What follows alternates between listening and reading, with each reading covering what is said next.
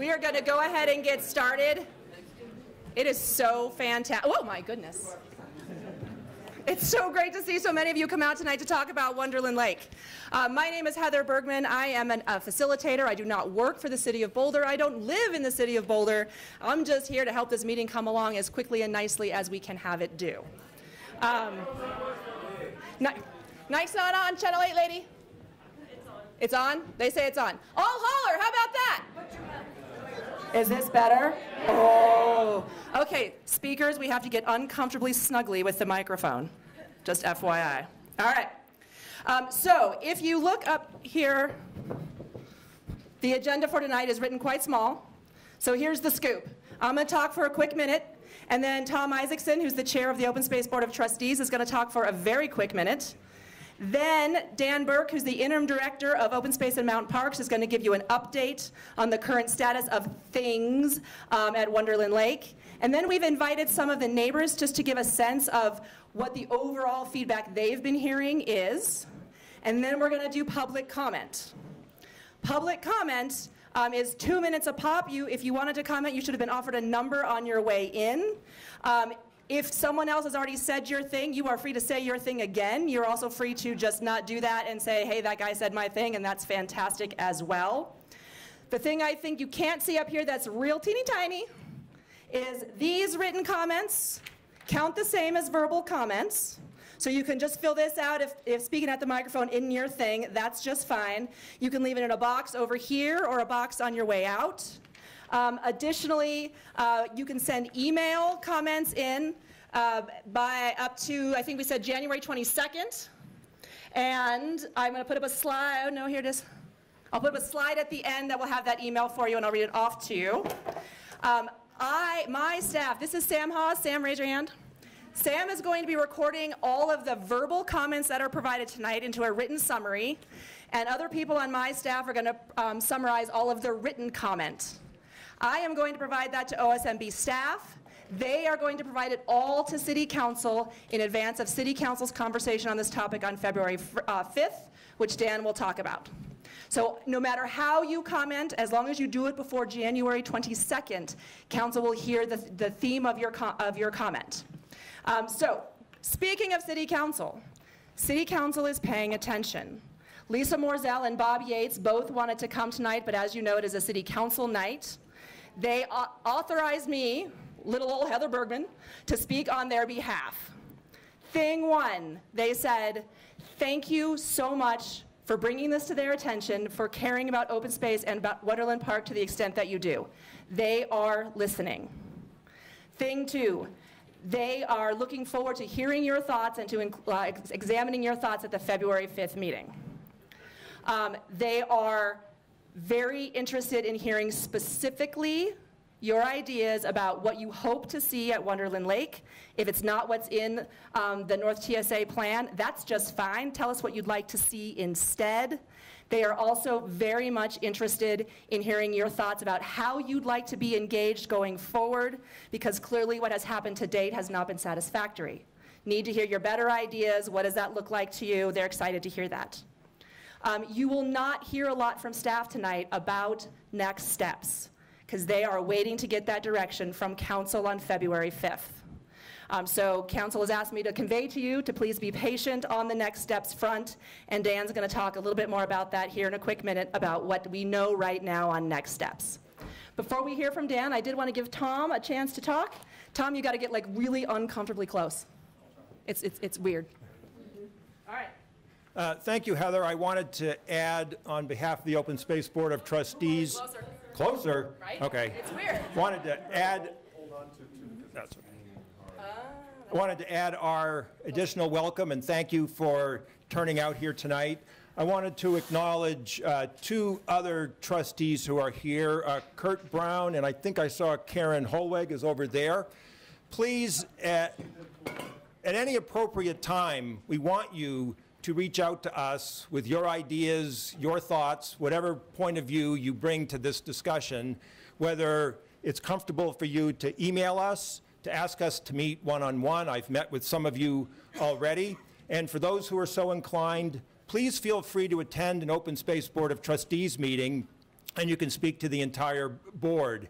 Obviously, we'll be influenced by what happens at council on February 5th, but we will, to the extent there are other issues beyond that, we'll certainly be eager to hear from you. And at any of our board meetings on February 13th, March 13th, or April 10th in particular, please feel welcome to come and speak to the entire board. At April 10th, we expect to hear from staff on their update, and that would be a particularly appropriate meeting at which to address us. But please feel free to attend any of our meetings. We begin at 6 o'clock, and in all likelihood, you'll be out of there by 6:30 if you want to address us on any of these issues. So thank you for participating. We look forward to hearing what you have to say. Thanks, Tom. You were right. We got a leg. It's very exciting. Okay. Really glad I did all those squats this morning at the gym. Thank you. This is a fun game. Okay. And just because Tom didn't say it, maybe you already know, maybe you don't, but the Open Space Board of Trustees meets in City Council chambers. Is that right? Yes, except for tomorrow night when we're meeting at Open Space headquarters. But after that, we always meet on the second Wednesday of the month in City Council chambers. It is televised. Fantastic. Thank you, sir. Dan Burke, come and tell the people what the status is of the things at Wonderland from your perspective, sir. Really uncomfortably close. Thank you, Heather. I feel small. There you go. All right, fantastic. great, right. Like really close. All like right. almost kissing it. All right. So, thank you, Heather. Yeah. And thank you all for coming out here tonight. This is wonderful to see. I know a lot of the comments we'll get tonight are going to be critical and of concerns, but truly, seeing all of you here tonight is great. We look forward to hearing all of your comments and looking forward to future conversations with you all.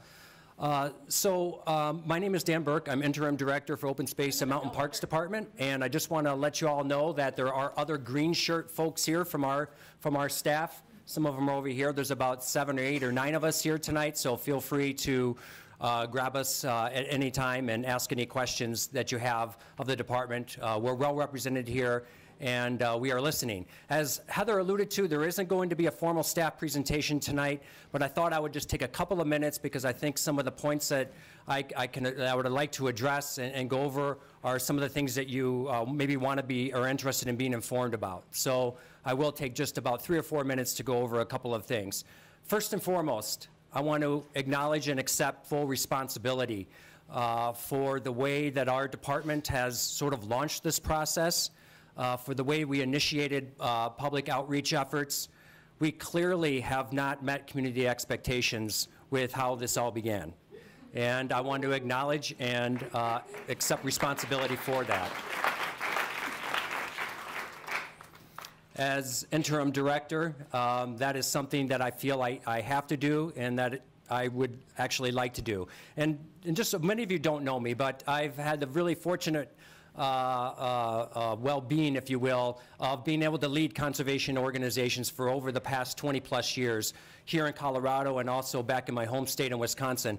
And I can tell you there is no better feeling when you're leading an organization and the organization accomplishes something magnificent, whether it's a really important acquisition that helps to add an important piece to open space, or whether it's restoring a piece of land, really valuable ecological land that's been degraded. There's no better feeling in the world. And on the flip side, I can also tell you that there's no worse feeling as a professional that when you strike out and you take missteps as an organization. And that's how I'm feeling tonight, and that's how I've been walking around feeling for the past few days. And again, as director, I accept responsibility from where we're at tonight, and I apologize for the angst and consternation that we've caused many of you here. So just want to first start off with that. Now, just a couple of updates of where we're at. I also think it's important for me to convey tonight that the department, for the time being, is setting aside all alternative designs, all options that we presented in the fall. We're putting those aside, and there will be no implementation of any activities associated with this project this year in 2019.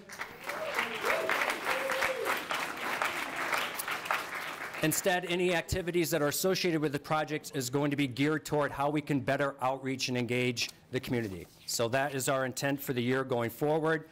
You do not need to be concerned that there are implementation activities waiting in our trucks ready to be delivered to Wonderland Lake. That is not the case. But before we can rekindle any kind of conversations with the community, we really do need to wait and have a conversation with council. And as Heather and Tom alluded to, council will be meeting on February 5th, in which they'll be having a discussion about Wonderland Lake and a discussion about this project. And through that discussion, we hope as a staff we get some further guidance of how we can come back and engage with the community. We also plan on having conversations, like Tom said, with our Board of Trustees. It's on a formal agenda item scheduled in April 5th. So again, as you can see, the next couple of months are really about getting further guidance for us as a staff from decision makers. And as I said, no implementation in the plans for 2019. In terms of feedback we received to date, I do want to let you all know, because I know that there's a couple of activities that we asked for comment on that were particularly caused a lot of angst and consternation. And I just want to make it clear tonight that we've heard enough already from the point of view of the public that the concepts of a pier and a boardwalk out onto Wonderland Lake is off the table. Those are two activities.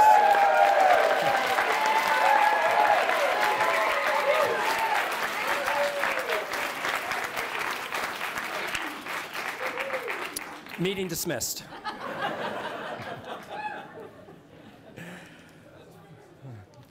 Like I said, the overwhelming majority of the folks who've responded in some form or fashion has made it quite clear that those type of structures are not wanted at Wonderland Lake.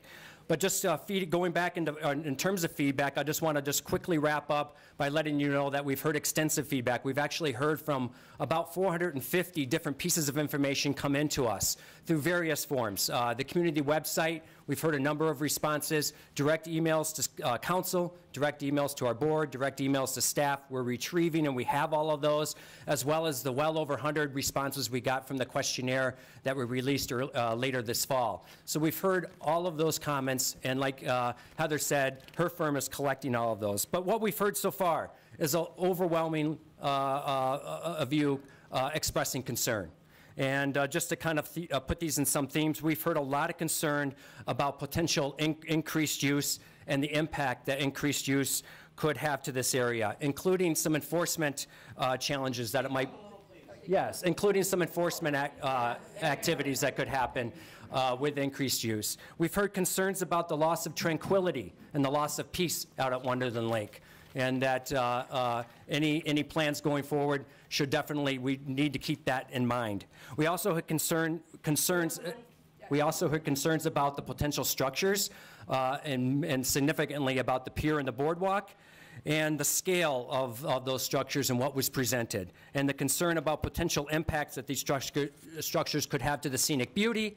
And going beyond scenic beauty, we heard a lot of concerns expressed about potential impacts to the ecosystem, and whether that's to waterfowl, whether that's to shoreline vegetation, flora and fauna alike. We've heard a lot of concern that we do not want to do anything that could jeopardize the dynamics that are happening out there in terms of wildlife and plants out on the system.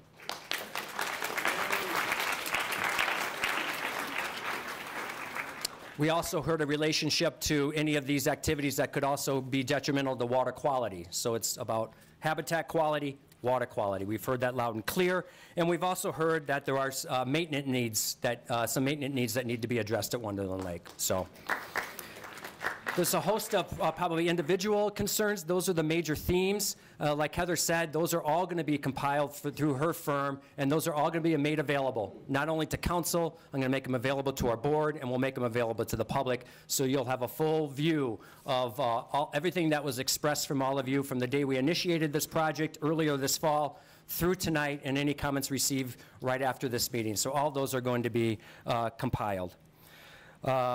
So in conclusion, I really hope that you can at least know that we are sincerely regretful for the way that this project got off to a start. We had no intention of causing angst and consternation like this has done, and I can only hope that through my remarks tonight and through the opportunity for us to hear you more tonight, that we can reset and that we could build a healthier relationship between the department and the Wonderland Lake community. You guys are really important to us. This is a hugely important piece of open space.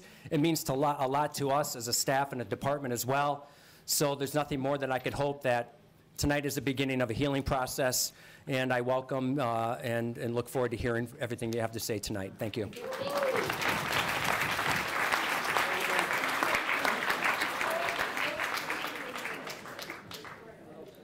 Hey, Dan, that was real classy. Thank you for doing that. Oh, you forgot a thing? He forgot a thing. I guess I need to make it clear that April 10th is the OSBT trustee meeting that is going to be on the agenda. Wonderland Lake will be on the agenda. I might have misspoke there. So. Okay, thank you. Okay. So if you've heard what you needed to hear and are going to sneak out, please feel free to do that so we can get other people in. If you want to stay and listen to the public comment, I strongly encourage you to do that as well.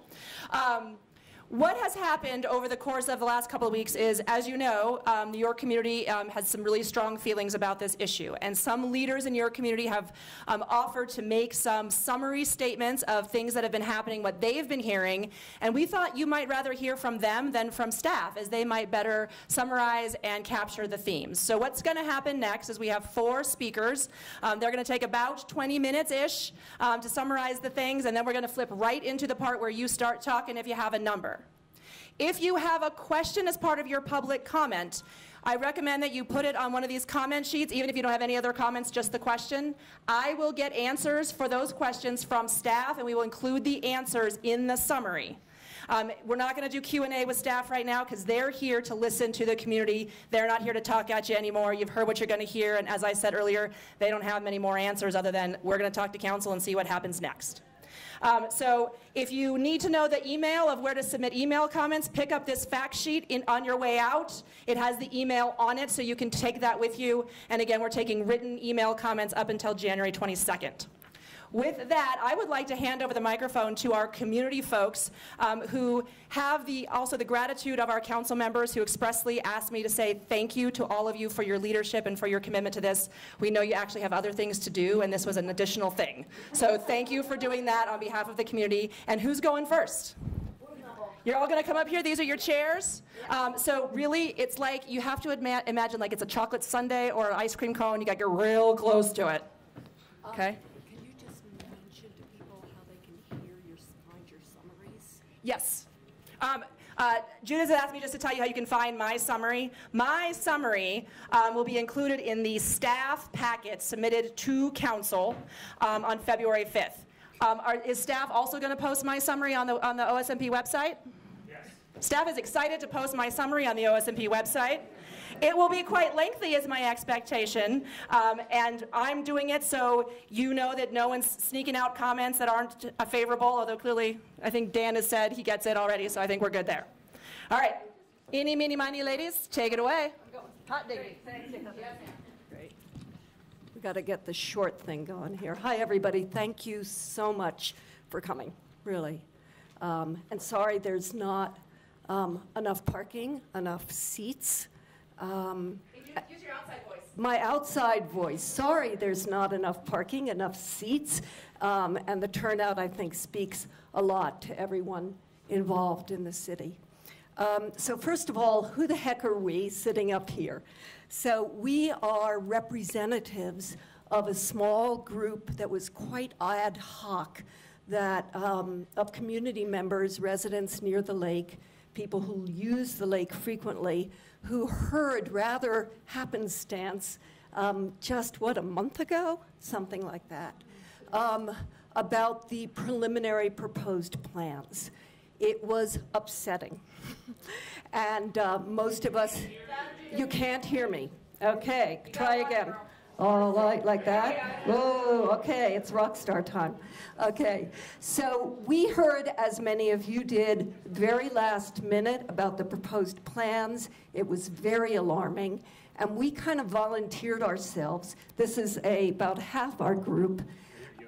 Yeah, to just step in because we felt strongly, not just about the negative potential impact of some of the proposals, but because since we didn't know what was going on, we figured a lot of other people didn't either.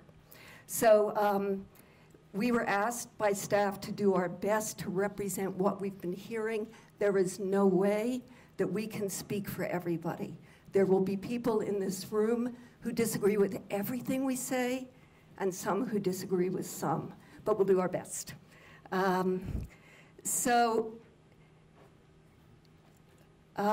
In response, I just want to quickly summarize what this kind of pod has done with a lot of support from many of you in the room. We had, first of all, trying to find out what was going on. We had face-to-face meetings with Tom Isaacson, Open Space Chair, with Lisa Morzell, then with city staff, key members, including Kelly, who's the engineer in charge of the project. Great meetings. The meeting with Kelly and the other staff was on site. We walked around the lake and made sure that we understood what was being proposed and why. Out of that, we decided to launch a website, which many of you have seen. That's www.wonderlandlake.com, and solicit comments. Then we also had a volunteer corps that organized and distributed over 300 flyers door to door, which I think is why a lot of you also are here. So I want to thank everybody about that. Thank you. And then independently, you're going to hear from a few other people, as well as our new friend Kristen, who independently launched the petition that was on Nextdoor that also many, many people saw and signed.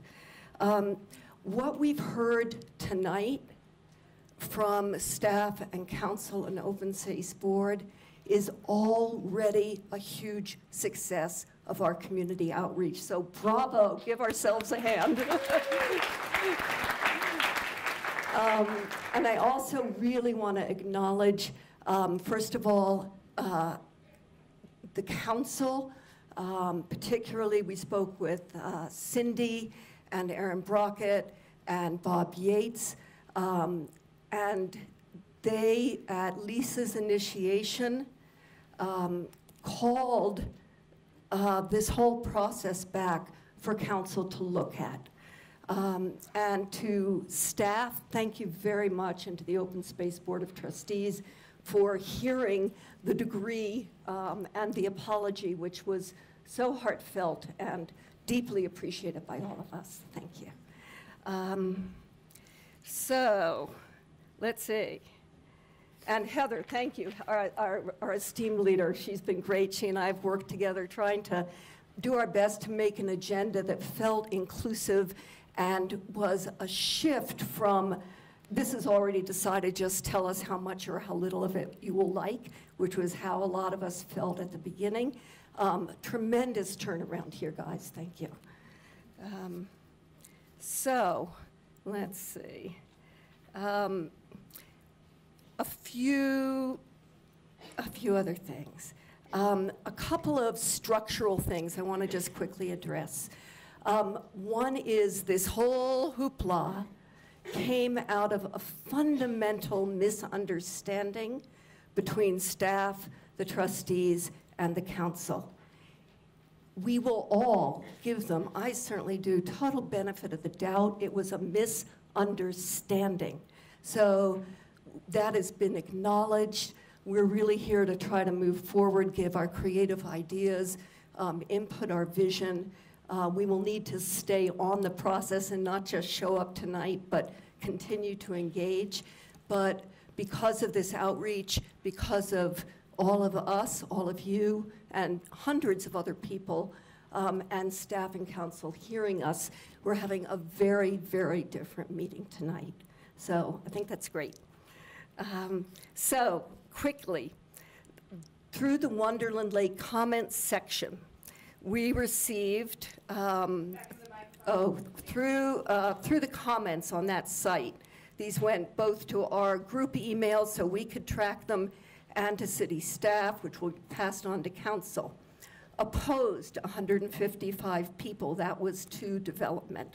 In favor, people who like things like the boardwalk and the fishing pier, 10. Mixed, 13. Some liked it, some didn't. A couple of favorite quotes. It ain't broke. 3 people quoted Joni Mitchell. You don't know what you got till it's gone. They paved paradise and put in a parking lot. And one of my all-time favorites, hey, can I paddleboard? That would be great. I want to be fair about these results because for the most part, people did not, I'm guessing, read the plans in the depth and detail that they may have merited. And certainly those of us who've been working closely on this, there were plenty of parts of that that seemed like, oh, that's not a bad idea. So I want to just moderate that opposed. Another thing that's interesting is a greater percentage of respondents identified themselves as non-residents of Wonderland Hills. So this is not just a, we don't want this in our neighborhood. And contrary to, we've gotten some implications, which I really want to disavow, that we are opposed to youth education opportunities or youth education opportunities at the lake. I do not believe that's the case. I think there's a strong distinction being made between using the lake and open space as a way of kids and others really getting to see and feel nature and building structures into that to facilitate that. You're going to hear lots of other things. Again, we've really already impacted this process. We need to stay engaged. Please sign up with the city. Please submit your comments. Please sign up for the community email, which is also out there, so that we can just very, very occasionally give you a heads up about participation opportunities. And forgive my post-bronchitis voice. And so we'll need new leadership. We need to keep this going, stay in conversation, stay active. Thank you all very much.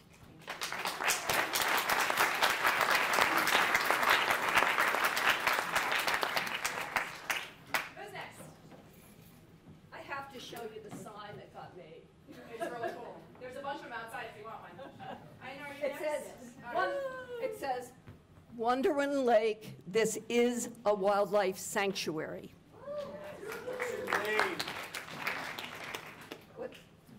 Oh, sorry. My name's Judith Ansara. And Ina, maybe you'll start with introducing yourself. And again, you really feel like you're kissing it. It's gross. Okay, like this? Is that good? Okay. Can you hear? Yeah. Start talking. We'll see. Thank you so much for being here. My name is Ina Robbins. I've lived adjacent to Wonderland Lake for 29 years. I've been a birder for 32 years, as well as a camper and hiker, and feel a passionate stewardship of this precious natural resource. Wonderland Lake distinguishes itself in Boulder as having a wildlife preserve adjacent to a park and recreation area. For all these years, these two environments have coexisted harmoniously side by side, with people who visit knowing where to recreate and where to appreciate and revere the gifts of our natural world. I would like to address several of the items on the proposed integrated site plan on behalf of a group of concerned citizens.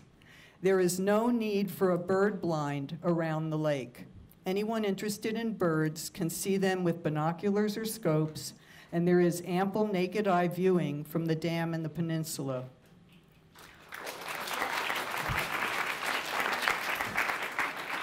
I also want to point out that the diversity of bird species and size of flocks has been the largest this year in the entire 29 years I've lived by the lake.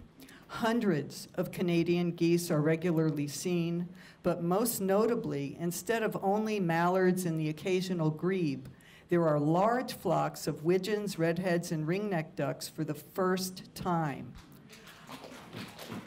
I attribute this in part to the cattails that protect nesting areas and the safe distance between birds and humans who visit the lake. Today, a bald eagle was seen at the lake. How many people saw it? Bald eagles hunt for fish and ducks. There's a reason why it showed up. There's no need, number two, there is no need for a man-made shade structure on the peninsula. It would be too small to provide any meaningful sun protection for very many people. Rather, planting more shade trees on the peninsula would be a natural way to provide shade and stabilize the soil.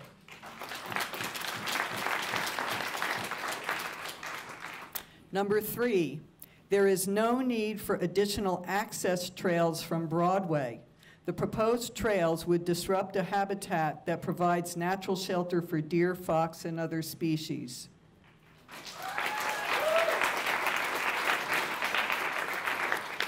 Thank you for your support. What this wildlife sanctuary does need is improvements to the peninsula shoreline and path, better trail maintenance to correct ruts and puddles after runoff around the entire lake, more signage about proper usage, including reminders of restricted areas, leash laws, poop pickup, and biking etiquette.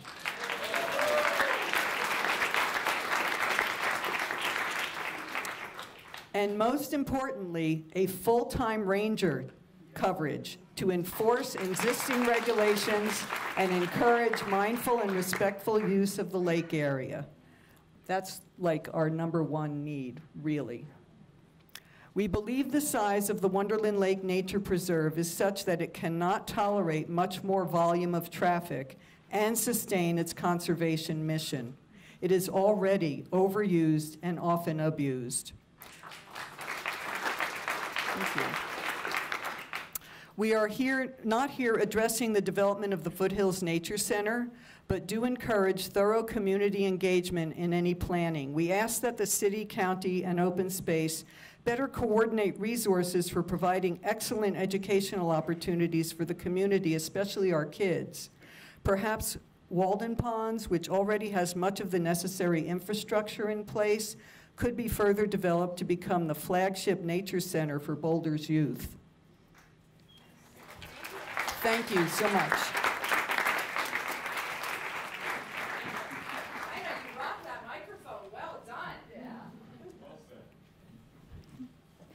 Thank you so much for coming out.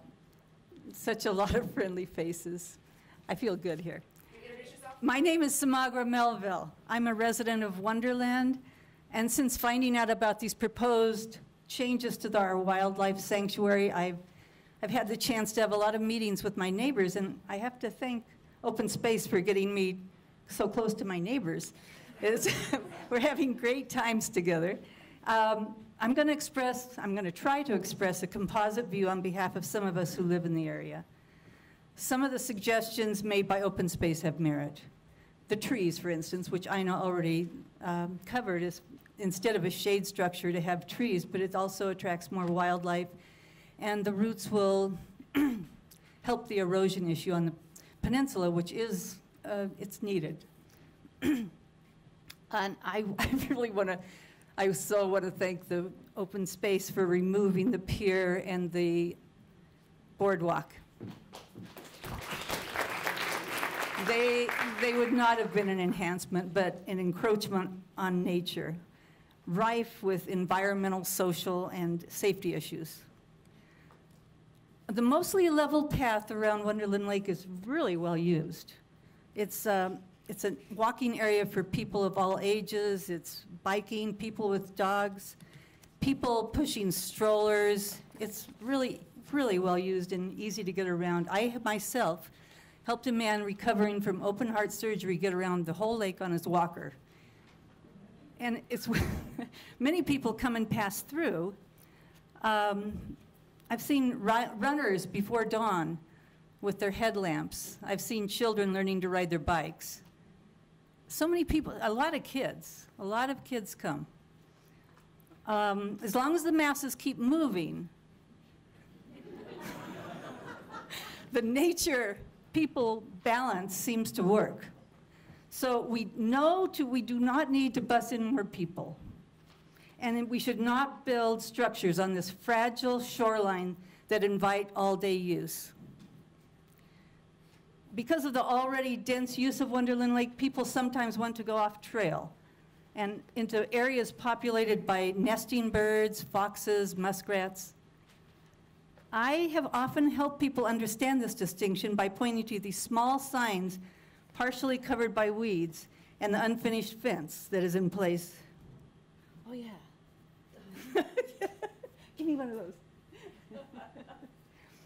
Most people I talk to are willing to listen when I explain that Wonderland Lake is a wildlife sanctuary.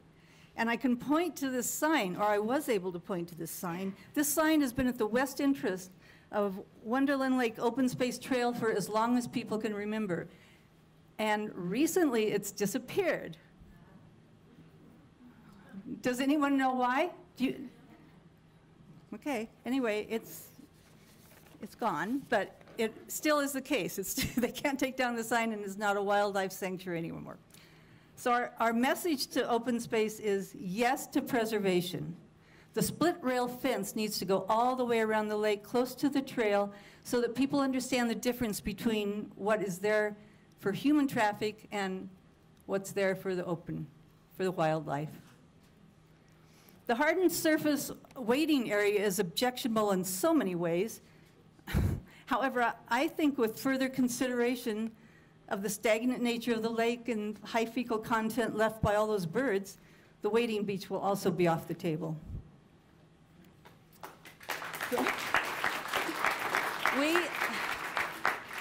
We are being told that the driving force for all this suggested infrastructure is to serve youth.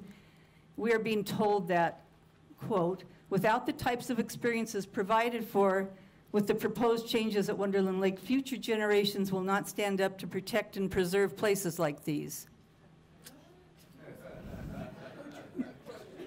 I forget. Anyway, my granddaughter's here, and she grew up in this area, and I wanted to just very briefly tell about her experiences as a youth at Wonderland.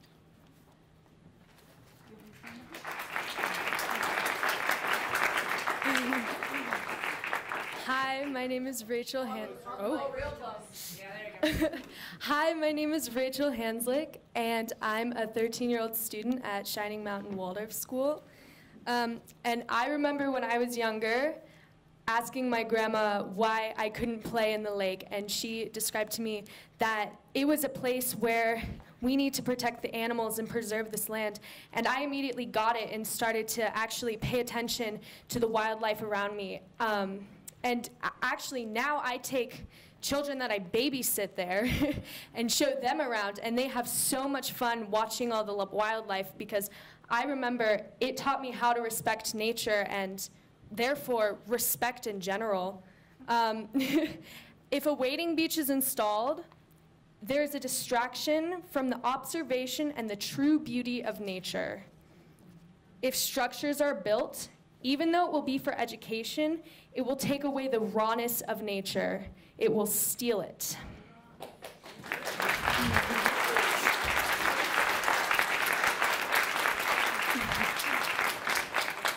The rawness is what we miss so much today, living in such a developed world, and I really think we need to preserve that, learning of how much it affected me and gave me so much to who I am today. So I want to thank everybody who has helped and contributed to preserving this place, because it's, I mean, from my experience and my education, it has really affected me as a person. So thank you guys for being here.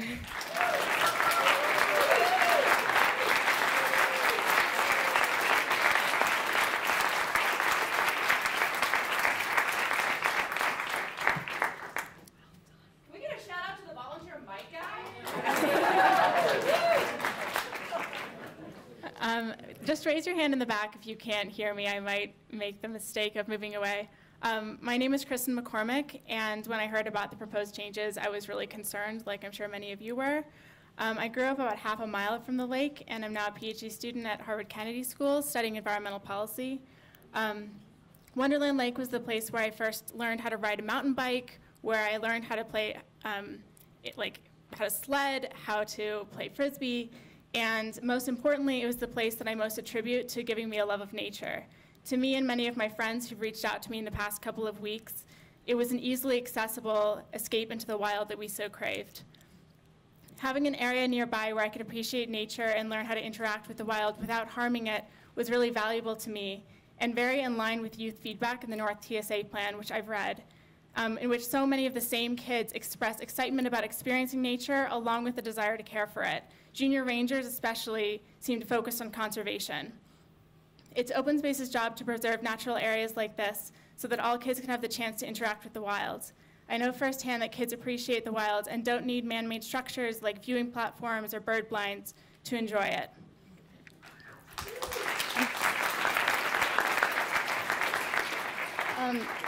So I've prepared a graphic up here. As a bit of a data nerd, I was really excited when I saw that Open Space had collected data, and this is citywide, this isn't just the neighborhood. So this shows the responses to the question of how people's experience would change if certain parts of the plan were implemented. And each part of this, like each individual chart, shows the number of people who said their experience would be worse in red and better in blue. And so it says, if you can't read it, let's see. Fishing pier, tree removal, additional parking, community room, trail changes, educational opportunities. These are all overwhelmingly negative responses to this. And then signage changes, refurbished education center, and habitat restoration is over there. Tons of people want that. I think that's a really valuable part of the plan. I also want to note that a couple things on here that aren't on here are the bird blind. Some structures that people might really care about were not asked in the survey.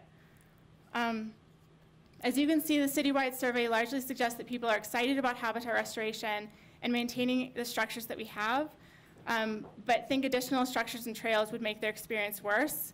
And the survey went out to all of the city, so I think it's really important that Open Space should pay attention to its own data.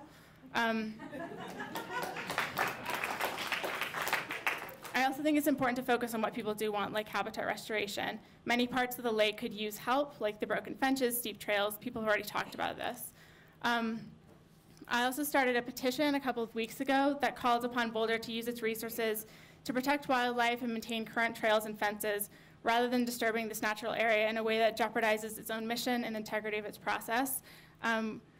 We have 390 signatures on the petition, and while I encourage Open Space staff to read the individual comments, I will say that the vast majority of them speak to the desire to keep Wonderland Lake as a wild place. I also wanted to point out another sort of general theme of comments, and I was encouraged by what Dan said at the start of the meeting about changing the process, but I will say that I and many people were discouraged by reaching out to Open Space staff. I really respect what they do and think that it is a complicated process, but it was very difficult to obtain some data. The process was intransparent at times, and at least one staff member told me that public feedback at this point was not as important and should not be sort of used as much as the plans that were already in place, even though those were made without very much public awareness. Open Space should pay attention to its own data, public feedback it's getting tonight, public feedback it's getting in the form of petitions and surveys to make a meaningful change to the plan in a transparent way. Thank you. Thank you.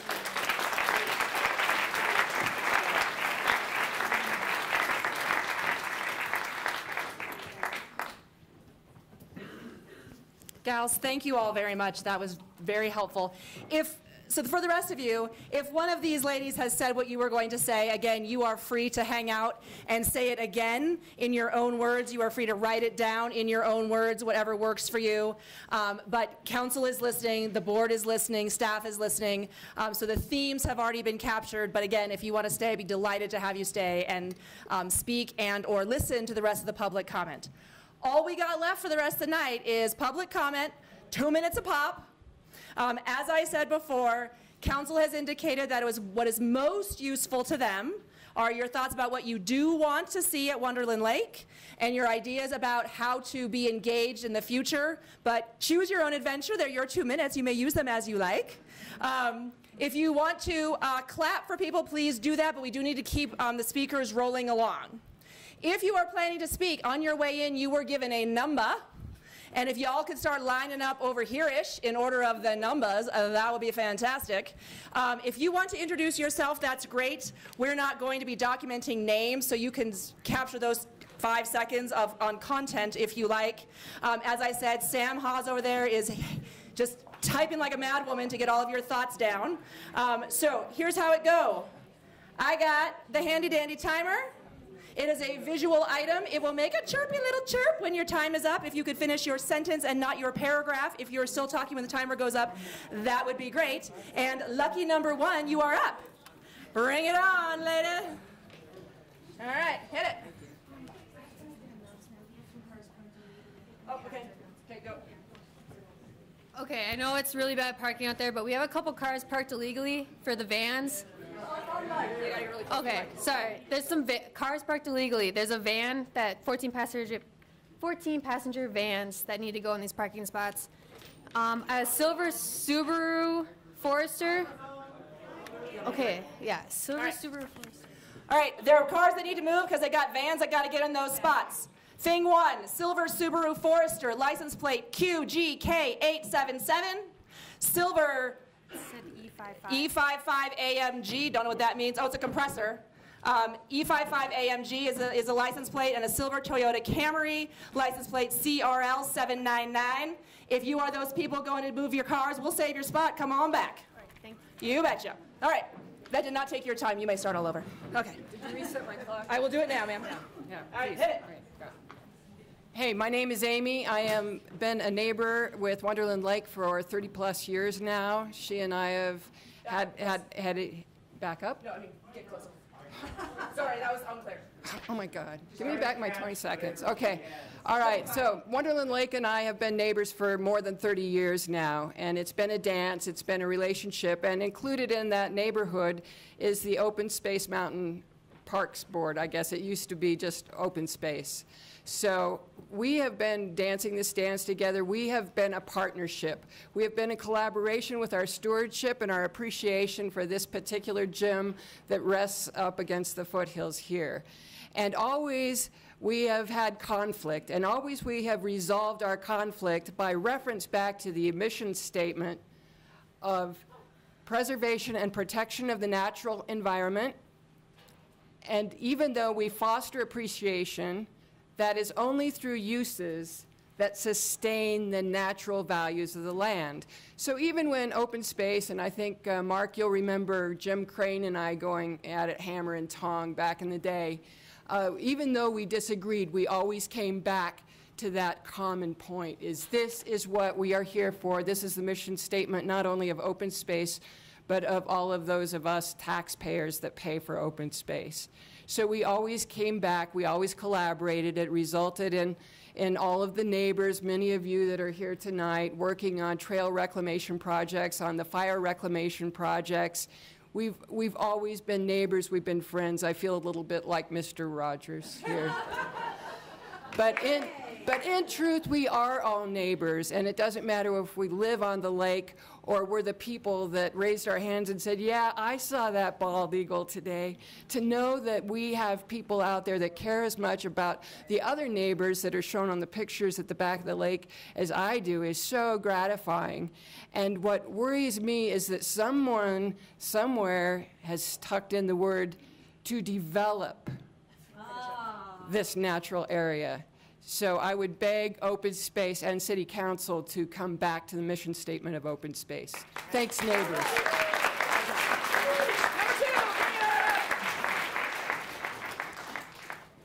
all right. Got it. Hello, my name is Nancy Rao, and I've lived around the lake, and I use it regularly for almost 30 years. The only thing I want to say is something I would like to see, and maybe it's been done, is an independent environmental impact. What does this mean for the wildlife as well as the land? And the other point, and it's been made, is that the accessibility to this area is huge. And I don't know, I don't understand why there ever needs to be more accessibility without harming the environmental impact. Thanks. No harm in going to it. Can I take it too? Yeah. Otherwise, I'm going to forget. All right, thank you. All right, come on up. Take that off and hold it. It's taped on. It's weirdness. Yeah. Okay, Yeah. So just, again, lean in uncomfortably. Okay, I'll kiss Think it. of your favorite food and imagine it's that. Yeah. Ready? Yep. All right. Hi, my name is Mara Mincer, and I am a neighbor of Wonderland Lake. I live up in Dakota Ridge. I'm a mother of an 11-year-old, and I'm also the director of something called Growing Up Boulder, which is Boulder's child and youth-friendly city initiative, and we're based out of the University of Colorado Boulder. We're the ones who ran that process with those young people that people were talking about. We worked with 150 young people in 2015 from preschool age all the way through high school age to get their input. And here's what we heard. They're the ones who asked for those fishing piers, and they're the ones who asked for that boardwalk to be able to walk out. But I want to tell you why. The reason why is they want to be engaged with nature, not just by looking at it, but by touching it, by feeling it. And if you reflect on your own childhood experiences, my guess is many of you will remember not just hiking on trails with your parents, but actually pulling apart a cattail and putting your hand in the water to try and catch a frog. And our children don't have that anymore because all of our space has been preserved, and there are no other options of where we can actually get dirty and get muddy. So what I'm asking for, I've heard a lot of opposition, a lot of fear about this. I'm looking for a way that we can come together and meet the needs of our young people to actually engage with nature, not just by reading about it or by walking on a trail or hiking, but how can they want to be observing those same birds that you're talking about, but they wanted to be up close. And maybe if there's a bit of a pier, they're actually going to have to learn how to walk quietly near them and really observe that.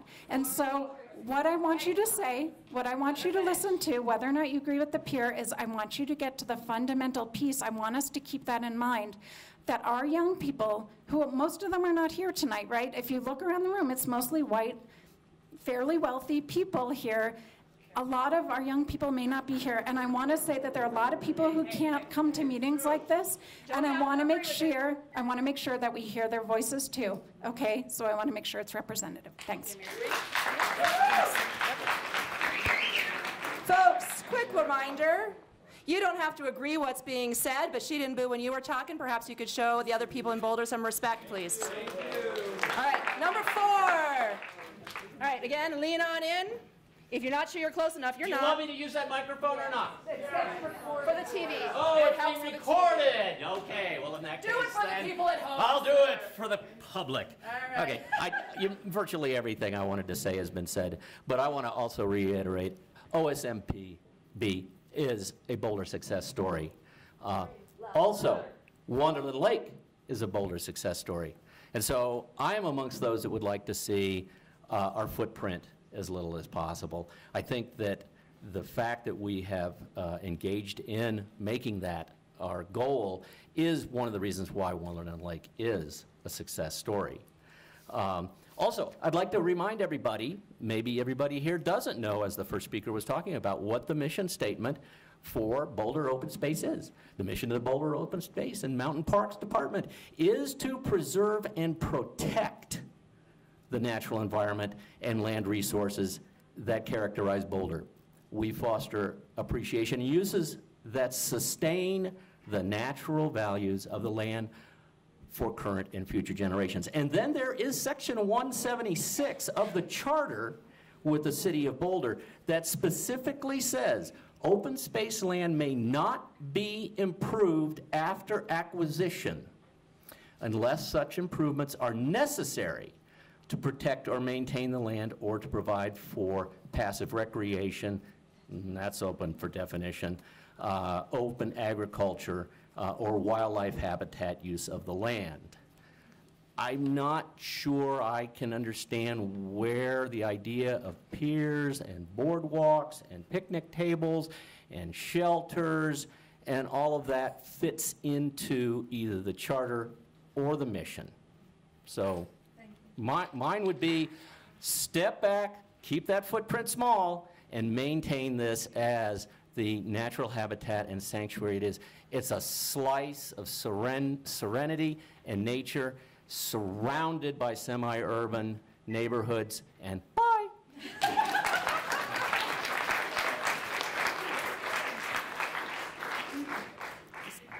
You ready? Yeah. Okay. Hi, my name is Susan. I live about 2 blocks on the other side of Poplar, so I'm almost near the lake. And my concern is, well, first I want to appreciate what Dan indicated earlier and the changes that have already been made in response to the comments and the sentiments here. But my response is really that it's not my lake. It's not your lake. It's not a neighborhood lake. It's a city asset. And so my concern, so the good news is I don't think this is NIMBY. It's not in my backyard. Don't let them improve any place but this. But I do feel that the city needs to take more attention and concern about the standardization of city outdoor spaces. I really don't know what problem is being solved by the improvements that are being presented. And so what I'd like to suggest is that the original proposal with everything, piers and walks and whatever, is kind of a Walt Disney version of Wonderland Lake, and that's where we're moving as a city. So I think some of these concerns have been alleviated. There's 2 things I want to be sure I mention that I still want to see emphasized. One is a greater diversification of the city outdoor spaces that we have. So there's nature sanctuaries, there's urban parks, there's places for kids to get the kind of educational background that was mentioned. I think this should have the priority of a wildlife sanctuary. I don't see anything that's improved by moving away from that. And I have a concern with the multi-generational, multi-ability capacity of the lake as it currently exists. I took a walk around the other day. I didn't have the opportunity to help somebody else, but it was difficult to get around. And I thought of some of my friends that have mobility issues, or parents with strollers, that a lot of people that are going to find those muddy walks difficult, the uneven walks difficult. And at least if that's just an improvement or just maintenance issue, I'm not sure. But I don't think it's multi-generational. It's not for kids and families and seniors, and it's definitely not multi-ability. It's very hard to get around, especially under the difficult conditions we have during the winter. Thank you. Thank you.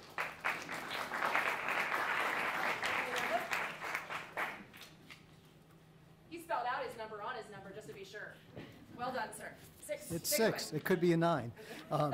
I'm Steve Ellis. I live on the edge of Wonderland Lake, and I think that that Wonderland Lake is really an oasis. It's really what makes it special is that its serenity and its tranquility, its natural beauty, and I hope that we can preserve that as much as possible. I'm generally in agreement that less development, less is more in this case.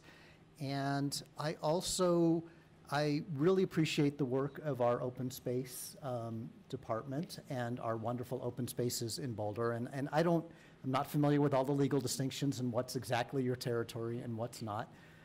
There were comments and there were concerns about overuse of Wonderland Lake, and I share those concerns, but I want to be objective about those concerns too. And I don't know what defines overuse, and I think the idea of an environmental impact study might be a good idea. I think some of our parks, I think of Chautauqua, seems like it's very heavily used.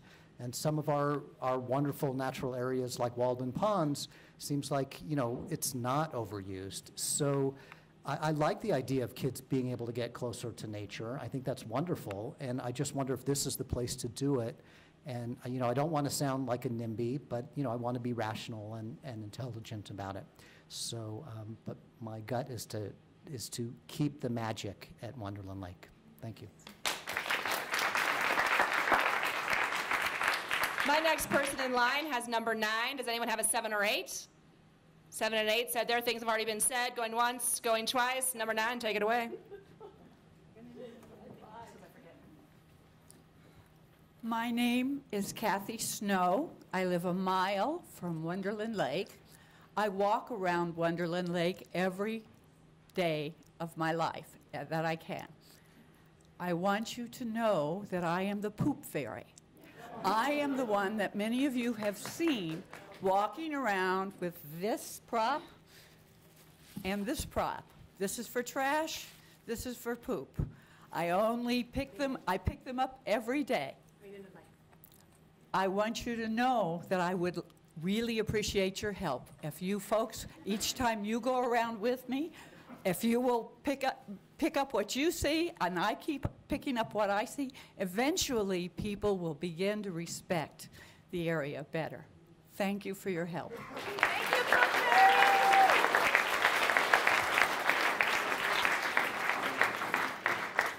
Again, just a quick check. My next number is 18. Anyone have a number lower than 18? I got 13, 10. Come on up, and then 13. All righty. Thanks. Yep. Thank you, sir.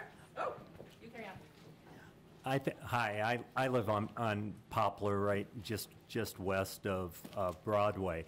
I think the only questions I have, and I'm not really well informed, I think it's been mentioned beautifully, are look at all the trails, all the different habitats so close to us. With a junior ranger program, how incredible is that? I mean, I saw that out at El Dorado Springs. But I guess my question is specifically with youth, how can we make it great for programs? Let's say, you know, come to visit Wonderland as part of a junior ranger program or what have you. But jurisdictionally work with other areas here, like has been stated. I mean, there are so many areas where there's reservoirs, et cetera, and how can that program, someone also said that, be integrated? Integrated with a youth-serving mission, and I don't agree that here in Boulder, Wonderland Lake is needed for so many changes unless it is logistically something that can be really managed. Thanks. Wow. 13, anyone lower than 13? Take it away. He's got his notes on the back of his card. I won't take it. Hi, my name is David Sheldock. I'm an arborist here in town. And I just want to say just something quick about the trees there. So we're going to lose a certain percentage of the trees there in the next couple of years. The emerald ash borer is the culprit. It's here. It's the most serious insect pest that we've ever faced in North America. I think that we should be thinking now about replacing some of those trees. If too much sun opens up, it'll be hard to get new trees started. So that should be part of the plan, especially on the peninsula.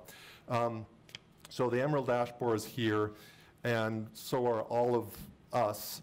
The traffic around the lake is going to increase, no matter whether we solicit that or not. And it's everybody's lake. So we need to prepare for that eventuality of increased foot traffic. If you've been on the peninsula lately, you know that it's pretty hammered. It's really, really worn hard. So in this process of figuring, we've said, you know, we don't want these changes, but in the process of figuring out what changes we need to make to preserve this place, we have to talk about what we're going to do to preserve the space and protect it from foot traffic. So I think that there may be a way that we can use boardwalks to lessen the foot traffic on some areas. I'd love to be able to see the animal tracks in the mud around the peninsula rather than just human and dog footprints. So I'm just bringing that up as something to discuss in this period, and that's my time. Thank you very much.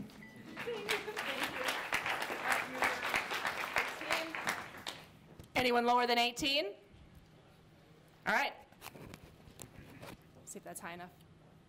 Hi, my name is Get real close. My name is Peter Vandermersch, and I'm a few hundred yards from the lake. We've used it quite often and enjoy it very much. At one time, we actually ice skated on it when it was safe. Okay. Well, first of all, I want to express my appreciation for the amount of effort that's put into the maintenance and recovery from the 2013 floods. I mean, the amount of work that was done and the amount of damage that occurred was quite substantial, and I appreciate how much has been done since then. And the effort, there's obviously there's at least a couple or three individuals that really have taken it to heart to think of our park as something that is their responsibility to take care for us. So I greatly appreciate it. So other opportunities for OSMP besides spending money on this, I think there's some maintenance work that still needs to be done up on the hill, Wonderland Hill. There's some pathways, some walkways that are damaged or need to be completely replaced. The concrete is broken. It's actually a hazard. If any one of you would like to, or if you could point out to who I should talk to tell you where those paths are in great need of repair, please let me know. And then also this comment about surrounding the lake with fencing. To me, that's anti-wild. It makes it look too urban. So I'd be cautious about that. I think the signs have worked well. Once in a while, we need to remind people or kids that there's a sign that says this is a wild place. So please respect it, and that's it. So let's not get too carried away, I think. Perfect.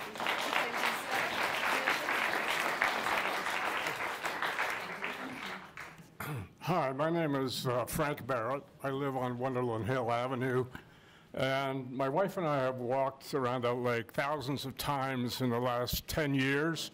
We've enjoyed the natural serenity there. We get a little bit of exercise. We've all focused on the lake itself tonight and that immediate area. I'd like to look at a bit broader concept. The city of Boulder is so fortunate to have skilled staff and financial resources that they can devote to so many different projects. For instance, there are other demands which I am sure overwhelm any requirement for changes at the lake. There's a big problem with homelessness. There's the trailer park up there that the city now owns. There are streets that need to be repaired, transportation demands. If some of the resources that were put into this project were applied to those projects to help more of the community, that would make me very happy. My feeling about the lake is let nature take its course, but help it along. Fantastic, thank you. Those of you who are outside, many people have left. If you want to come and at least lean inside, please feel free to do that or grab a seat. There are some that are available. I think we're in good shape in terms of fire code. All right, lucky number 20, take it away.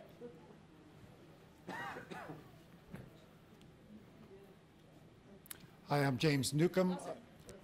Can you hear me? I want to add my voice to those that have already spoken in favor of keeping Wonderland Lake as a wild and natural place. A lot of beings that enjoy that lake that aren't able to speak tonight. For example, the black bear that some of us saw coming down to take a dip this summer. But it's a remarkable place. Let's not tread on it any more than we need to. We don't need to develop Wonderland Lake in order to preserve it. While we're thinking about the area beyond the lake, a couple of other things should be on our radar screen. It's a watershed, and so being mindful about the chemical runoff, both from the herbicides and fertilizers applied to the park, but also to private properties in the area, has a lot to do with the well-being of all the creatures that inhabit the lake, and we can provide better guidance and better support for preservation in that way. Also, I just want to ask from a climate perspective that we not add parking and make Wonderland Lake a drive-to destination. There are plenty of low-carbon ways to get there, and let's make sure that we do that as a community in line with making the planet a safer place. Thank you.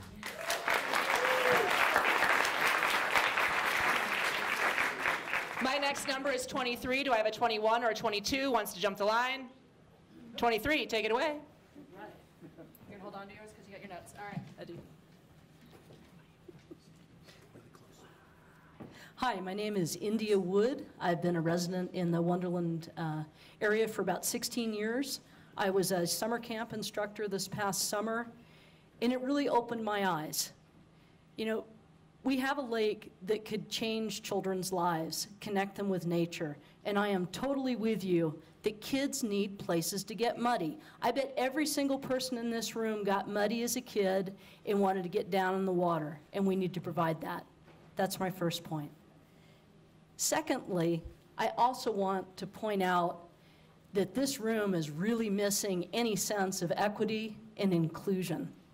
And those are big parts of BVSD.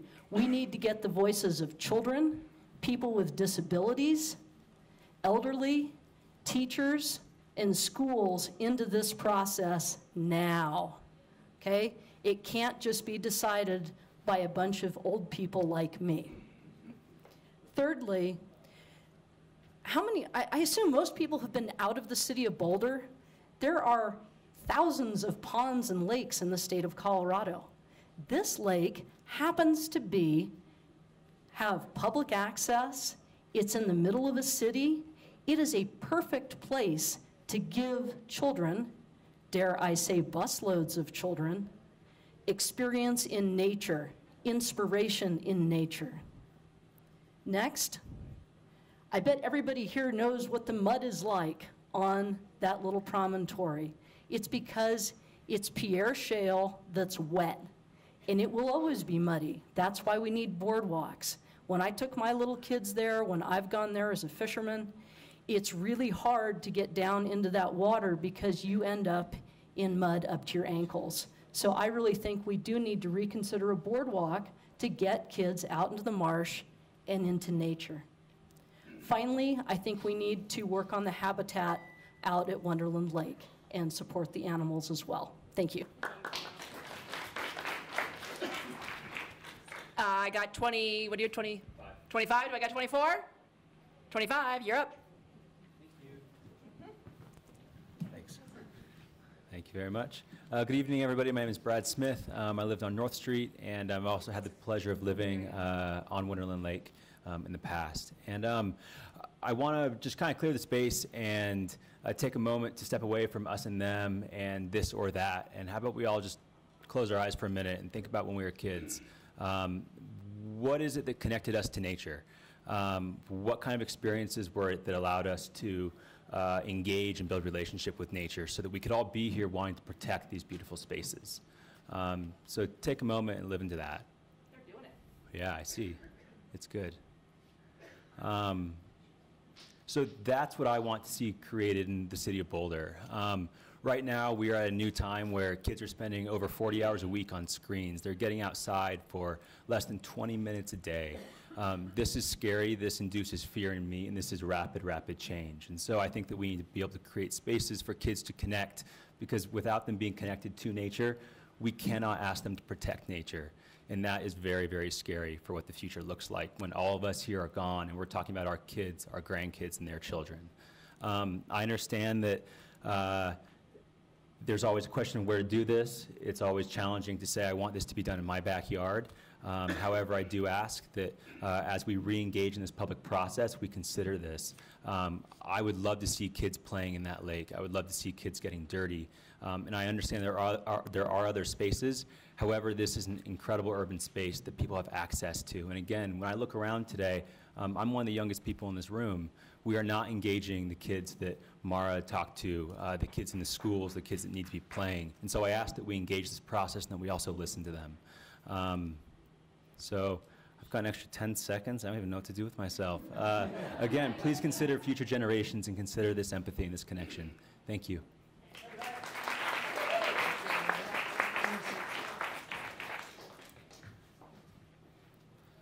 My name's Oh, you're real close to it, darling. My name's Tim, and I am not a walker.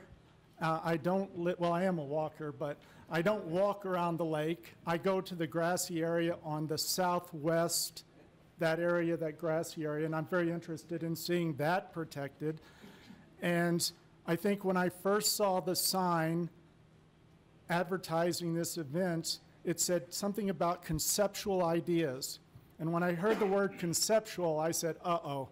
I think that there's something about the non-conceptual quality of nature that is very, very powerful, and imposing our conceptual ideas on it when it's already perfect paradise is a mistake. I think any building structure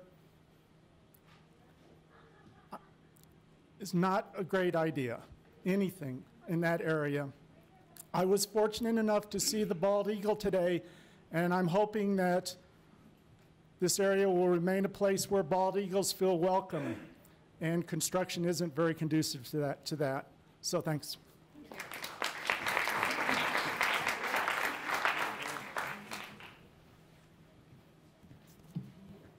I'm going to eat this. There you go, yes. Perfect. Hi, my name is Oak Thorne. I'm founder of Thorne Ecological Institute and also now called Thorne Nature Experience. As you know, we changed the name. I was also on the park board when we set aside some of those lots for the park at Wonderland Lake, and I worked on the open space. I was one of the nuts that got the sales tax passed to buy open space. But I just want to second what Brad said about kids. Thorne has connected kids to nature for 65 years, and I just hope that the Wonderland Lake plan will include encouraging kids to come and get wet and muddy and happy. Thank you.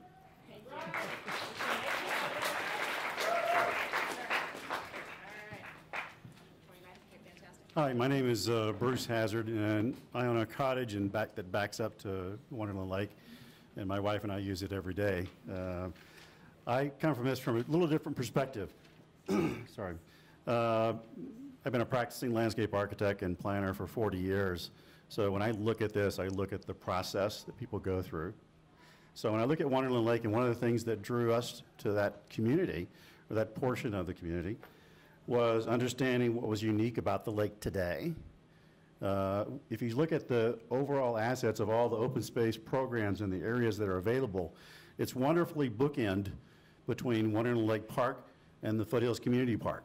So you got two very active areas that are in easy walking distance to Wonderland Lake. So Wonderland Lake is a little bit different asset.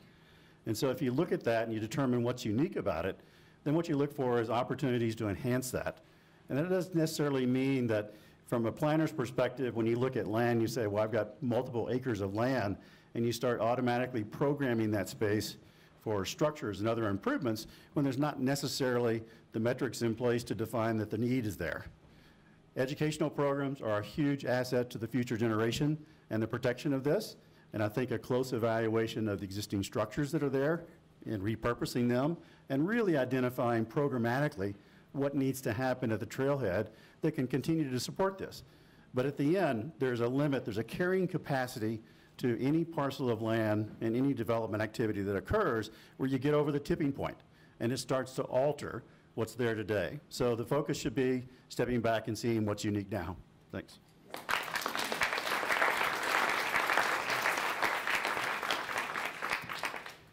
Good evening. I'm Bruce, and I live on North Star Court. I came tonight to talk mostly about the boardwalk through the cattails and the dock, both of which I strongly oppose. The boardwalk, just a second on that, because it's the best habitat for songbirds around the whole lake. The red-winged blackbirds are already there. If you put a boardwalk through it, they're gone, and that's not good at all. But both the boardwalk and the dock have been pulled from consideration, I'm told. Don't let them be reconsidered, please, okay? I also am not favorable to the shade structure that is planned for the beach. I think it'll attract an awful lot of people, and they'll go in swimming. They'll pollute the waters, and in my view, while it won't be Coney Island, it'll be on the way to it, so I'm not in favor of that. However, I should say that there are a couple things that I am in favor of. One of them is bringing more kids into the area. They'll have to be managed in some way when they go to the lake, but I like the idea of kids being educated about it. Lastly, I think improving the trails for people with disabilities makes a lot of sense to me. And I hope you go through with that, but don't let the dock and the boardwalk be reconsidered, please. Bruce was number 28. My next person in line is number 31. Anyone have a lower number than 31? All right, take it away, 31. That's your official name, right, 31? Yeah, I am 31. Hi, my name is Drew Simon, and I am fortunate that I have an opportunity to enjoy Wonderland Lake on almost a daily basis. That also means I've had an opportunity to witness the impact of its increased use. I don't believe that Wonderland Lake needs to be improved. I think it needs to be preserved and protected. Something that we all know, especially those who have been here for a long time, we are loving our natural spaces to death. And once they're gone, we only get one opportunity to screw that up, and they're gone forever. I didn't intend to speak tonight, but I want to speak to one point that seems to be coming up, and it is this idea that somehow we need an opportunity for our kids to get their hands dirty. You know, it's been claimed, oh, we're the old people, but I suggest that all of us old people have children that were raised in Boulder. I have raised 3 who love nature. They had absolutely no problem getting down, dirty, wet, and funky. And you know what? They did not have to do it in a protected wetlands environment. We did not need, right? While I think that some of these aspirations are valuable, laudable, again, I love this place. I've been here for 38 years, but I don't need to destroy it to expose my children to the value of what we've created here. Let's hang on to it while we can. Once it's gone forever.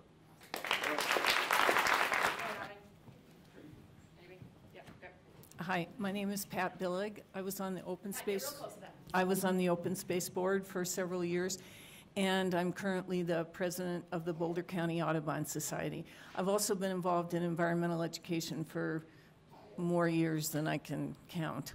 And I have to say, I was very worried coming to this meeting about a lot of different issues being conflated and all put in together. And I'm really pleased by what I've heard. In fact, when I was on the open space board, I would have given my right arm to have this many people say they were concerned about wildlife, truthfully.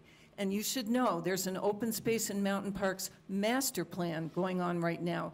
And if you're concerned about wildlife, we have a lot of very pristine, more pristine areas that are under threat. So I love the concern about that and the comments that have been here about restoration, about planting trees instead of the shelter, a number of good ideas that would be great habitat ideas.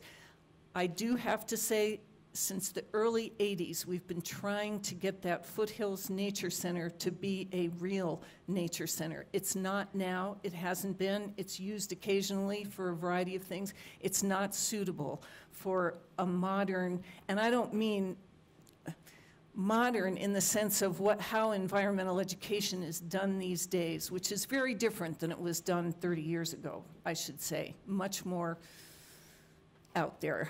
But you need a facility. If you're going to bring kids there, which I think it's a very appropriate place for that, you need an adequate facility to have books, to have nets, to have whatever, you know, you need supplies and things to do that, and this is a great place to do that, and I hope that that piece of this is not lost.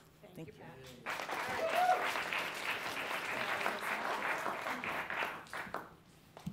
I'm Tim Crook. I live on... What? Right up in there. I'm Tim Crook. I live on Quince Avenue, east of Broadway, and I've lived there since '91, and I've lived in Boulder County since 1979. So I'm all for improving the trails around there. I'm over at that lake 3-4 times a week, either running or walking my dog, and you know the runoff does affect them. And I also will say that I was one of the people that saw that magnificent bird today, which was kind of an omen, I think. He was like the king of the lake for a while, sitting up on that tree. But my feedback to the powers that be is that there was a very stellar effort that the city underwent when they initiated the 19th Street Improvement Project from Norwood to Sumac. Postcards went out. I was told I was going to get a postcard, didn't get one. But the folks from transportation came to people's homes. They had groups going around. 3 people came to my house and took me on an individual tour. They compiled all this information. Then they had a presentation over at Crestview where someone must have done Google Earth, so they had these 3 plans. We could like walk on the floor of the cafeteria and see what the different options were and really graphically get an idea of what the plan was. If this gets to that point, I think that was very, very helpful, and folks in the neighborhood were really engaged and really complimentary towards the city about the way that was presented. So that's a suggestion about going on down the line. And you know, I would just say that, you know, I've run thousands of miles in this county since I moved here, a lot of it on open space land, and I'm very appreciative to be living here. Thank you.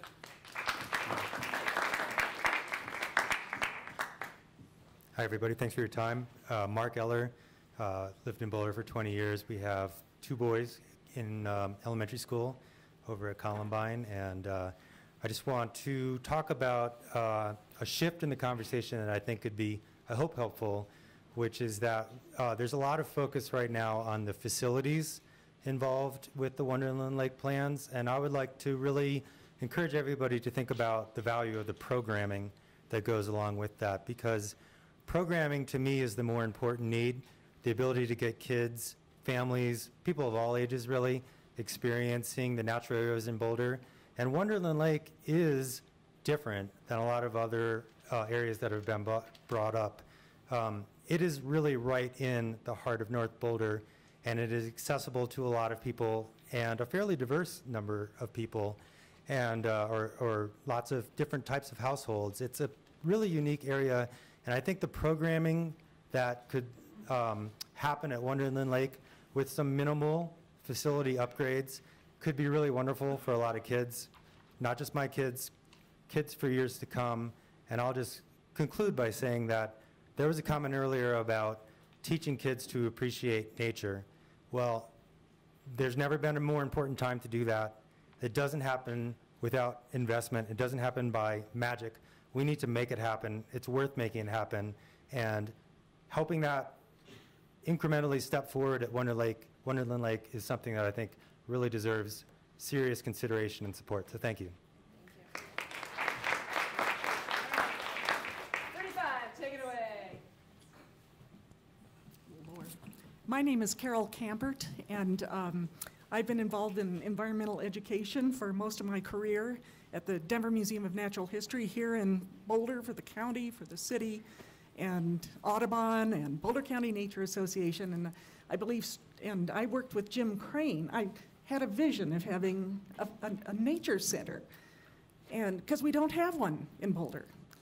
And so I worked with Jim Crane in the 1980s. We went all around and looked for a place, and we settled on the Dunn House. Mrs. Dunn raised 6 kids there and decided that this would be a good place to have a nature center. And we had a board of directors. We looked for funding. We had some exhibits there. I was working with the Denver Museum of Natural History at the time, and it just didn't develop into a nature center. At that time, the city was not interested in it. Now they are. And it's so, we've been working with Curry Rosato and other people in the OSMP staff and Audubon. I'm involved in the education committee with Audubon, and to work with the staff and to develop some education programs, including, it was interesting hearing this parent talk, having kids from Columbine and from Shining Mountain walk over to the Nature Center to take classes and to participate in programs and to get a hands-on experience with nature and to see the bald eagle that we all love. Why can't we share that with them?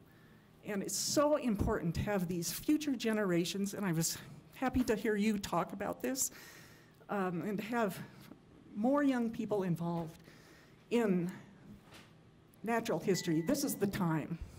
That's it. That was my time. That was poignant. Come on in, young man. All right. The youth are in the house, right here. Yay. Get really close. Get really close to it. Okay. It'll be weird. You got it. Okay. I'm Owen Gallagher. I live on Poplar Place, and one thing that I think we should have is the pier. I think it'd be nice to get out there, and it will encourage us to go out there and fish instead of just standing by there. It'll like get us more out there. I also think that we shouldn't really provide access to the marsh because the catfish or the cattail really, I think they need it, and we'd be intruding in their home. And also, I think we should be able to go ice skating because it's fun and it, I don't know, it just brings joy. And yeah, thank you. Wow.